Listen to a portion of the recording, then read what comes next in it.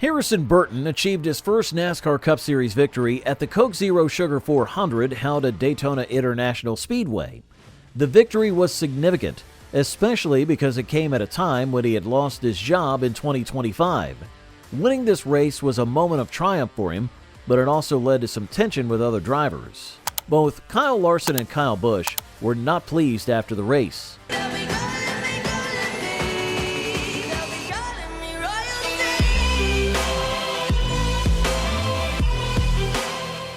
Despite losing his job, Burton remains determined to continue his racing career.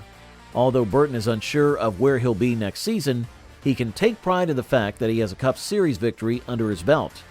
His victory at Daytona was no easy feat. He defeated Kyle Busch in overtime, which added to the excitement of the race. This was a momentous occasion for the Burton family, especially for Jeffrey Burton, who was in tears after the victory. This night will go down as one of the most memorable in NASCAR history for the Burton family. People may have their opinions about the win and the racing system, but one thing is certain: Harrison Burton earned this victory fair and square. He raced cleanly, did not cause any harm to other drivers, and his patience was rewarded in the end. Kyle Busch, who has not won any races this season, gave it all in this race. He had hoped to secure a win to make it to the playoffs and extend his streak of winning at least one race each year for the last 20 years. However, Busch was unable to achieve this goal and had to settle for a top 5 finish. The race at Daytona was thrilling from start to finish. There were no complaints about drivers conserving fuel this time around. Instead, there were enough wrecks and drama to keep the spectators both at the track and at home on the edge of their seats. The middle of the second stage saw what was possibly the biggest crash of the race. This crash involved several drivers, including Denny Hamlin and Chase Elliott, and it appeared that nearly half of the race field was taken out as a result. This crash set the tone for the remainder of the race, which only got crazier as it went on. Despite the chaos, the drivers continued to race aggressively, battling for track position while also trying to manage their fuel usage. In the final stage, the race saw 2 cars go airborne, with one even flipping over completely. There were several crashes leading up to the end of the race, making it an intense and action-packed conclusion. Austin Cindric found himself at the center of 2 of these incidents. In one instance, he caused a crash by pushing Michael McDowell into an accident in front of the field, which almost resulted in McDowell flipping over. As a result of this crash, other drivers including Joey Logano and Kyle Larson were caught up in the wreck. Eventually, Cindric himself ended up going sideways and wrecking others. Each crash during the race brought Harrison Burton closer to victory. These incidents allowed him to gain a few more positions, pushing him towards his first NASCAR Cup Series win.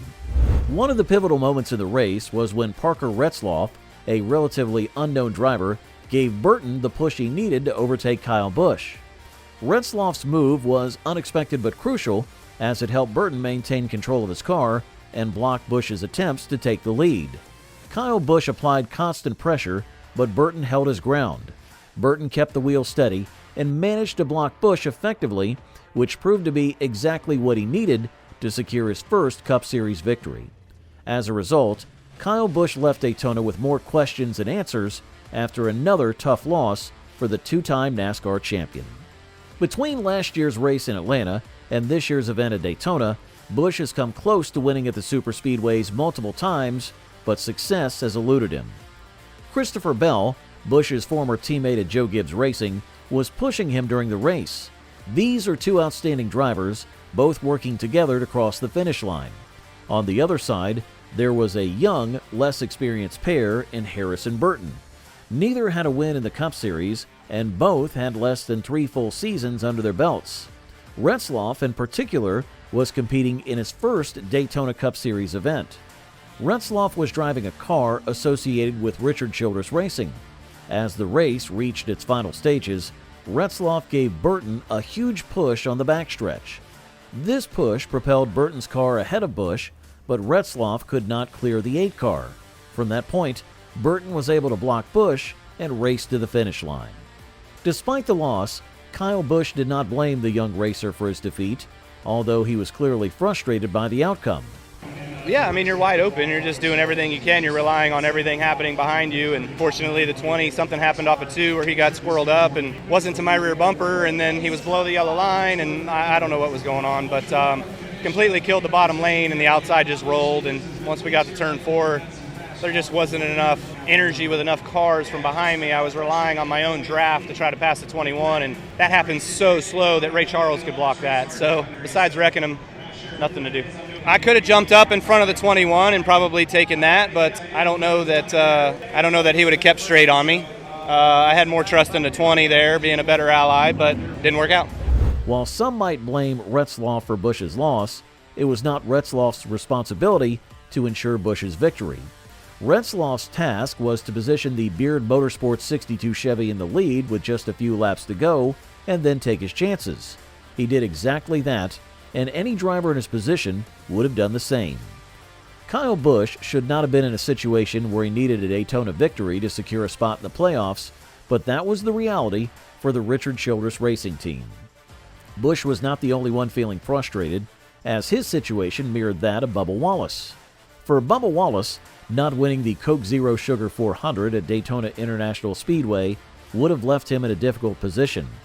The best-case scenario for Wallace would have been another driver, already in the playoffs, taking the victory.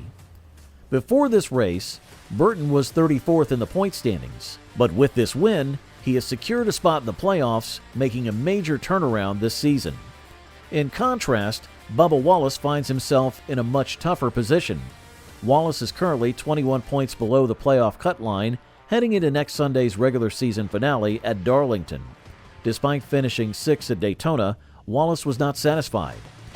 You got one car fighting for a regular season championship and another car right around the bubble. It's unacceptable. So I'll take all that weight on my shoulders. Should have won multiple times this year and I haven't. So we don't deserve to be here, and we are. So I got to go win next week. That's it. Wallace had a strong car at Daytona and even led for 16 laps, giving him a real shot at victory. But he was caught in the wrong place at the wrong time, leading to his involvement in a major crash on lap 151. The crash took out several other top drivers, including Reddick, Joey Logano, and Michael McDowell. Now Wallace is in a must-win situation at Darlington. The good news for Wallace is that Darlington has been a favorable track for him recently. He has 4 straight top 10 finishes there, including a 7th place finish in May. Joey Logano was also not happy after the race at Daytona.